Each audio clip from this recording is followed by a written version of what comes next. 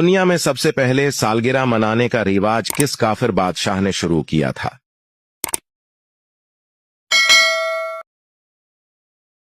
इसका जवाब है फिरौन ने। शैतान की जमीन पर पहली मुलाकात किस जानवर से हुई थी?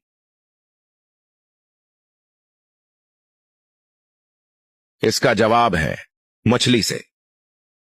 वो कौन सा जानवर है जो दज्जाल की सवारी होगा?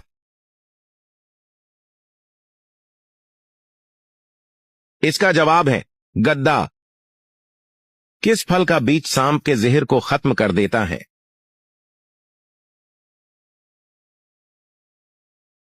इसका जवाब है इमली का बीज। वो कौन सा जानवर है जिसका गोश्त खाने से वुजू टूट जाता है?